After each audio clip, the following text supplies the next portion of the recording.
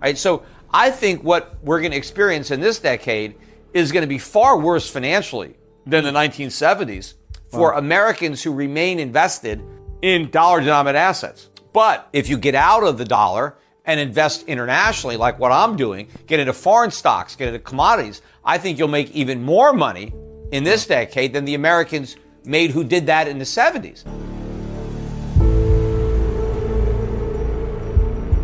When the dollar goes down, that means that other currencies, by definition, are going up against the dollar, right? And so as Americans are losing purchasing power, other people are gaining the purchasing power that we lost. So the world is still going to continue to produce goods. It's just that instead of Americans consuming those goods, non-Americans will consume them, because for them, the prices will be going down. For Americans, the prices will be going up. And the same thing with assets. Assets in America, stocks, real estate, will be marked down. But assets in other countries, in relation to our assets, will be marked up. Right? America is going to become poorer as a nation. Other countries are going to become richer. And in fact, America has been a major burden that the global economy has had to bear, because we're, 300 plus million Americans. We're not pulling our weight, right? The world has had to carry our water. They've had to produce the stuff that we consume and save the money that we borrow.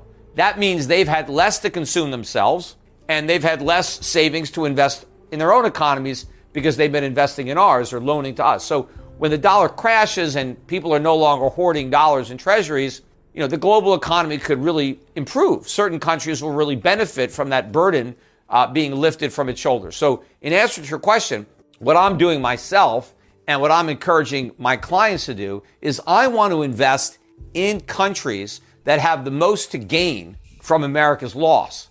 Wow. I want to own currencies that have the most upside potential against the dollar. I want to own assets and businesses that are going to benefit from wealthier non-American customers having increased purchasing power. Right? Just like at one point, America was a young country and a relatively poor country, and over the course of the 19th century and early 20th century, we became very rich. If you invested in America, 1860, 1870, you made a lot of money as we rose to become this major power. I want to invest in countries that are going to see a large increase in their relative wealth. If you want to construct a portfolio that will do well in, if what I'm saying comes to pass, right? We have stagflation in the U.S., weak dollar loses its reserve status. We go through this. My portfolios will do extremely well. If you look at the last decade, that was similar to what we're going to experience, but this is going to be worse. It was the 1970s. And when the 1970s started, an ounce of gold was $35. By the time it ended, it was $850, right? Oil was $3 a barrel. It went to 30. In 1970, you could buy 4 German marks for the dollar.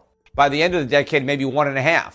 The Swiss franc was about 23 cents, in beginning of the 70s. It got up to 80 cents by the end. So all these currencies went up. The Japanese yen, you used to get 360 yen to the dollar in 1970. Now you don't even get 100, but I think it got to maybe 130, 140, 150 in 1980, but huge drop. If people invested in commodities, in foreign stocks during the decade of the 70s, they made a lot of money.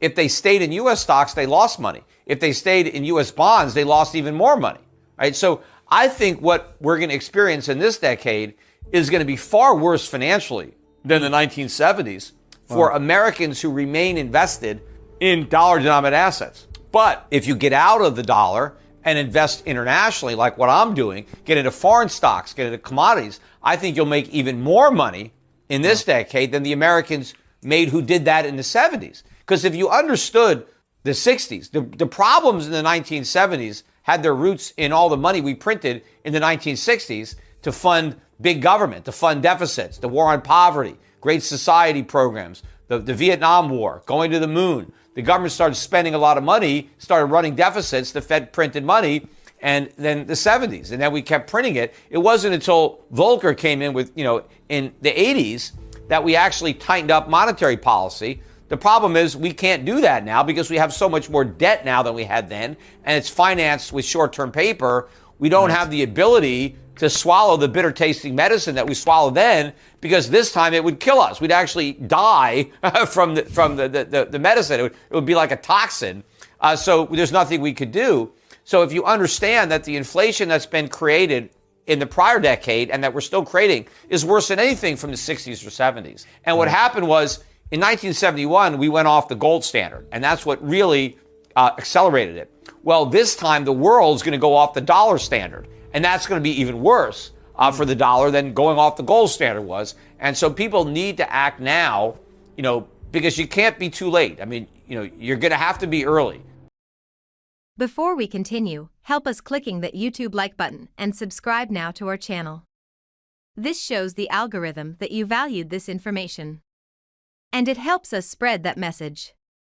Sharing is caring. And now, let's continue. Do you want to know one thing about crypto? I made over 3000% in profit in a few weeks. Fact is, the traditional financial system, the traditional money system makes you poor, not rich. If you want to earn $500,000, $1 million, you have to wait until you're 50, 60, 70 in the traditional financial system, and you probably will still be broke. And you will be old. This is not a sexy combination, as you can imagine. But the question is, how can you start in crypto and make these profits? Where to invest? Where to start? My name is Gunnar and I'm from Germany, as you can hear, and things are a little bit different in Germany. More about that later on. Fact is, there are lots of different cryptocurrencies. It's a gigantic universe where beginners and professionals get easily lost. But there is light at the end of the tunnel. There are 7 key steps you need to follow to become successful in this market. You have to know them, and if you fail one of them, it's literally impossible to succeed in this market. Just an example, one of the key points is your exchange, and one of the biggest are, for example, Binance and Coinbase.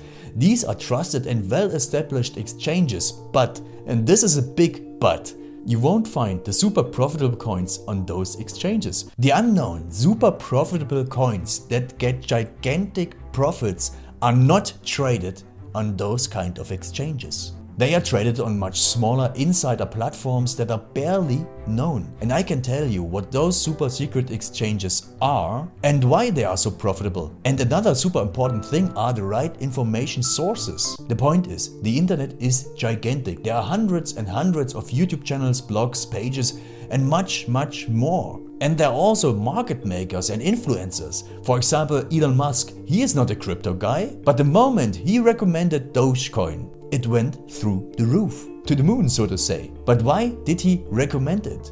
Where did he hear it from? He didn't hear it from newspapers. And believe me, he is listening to someone. But you have to know who, and you have to react before he is reacting.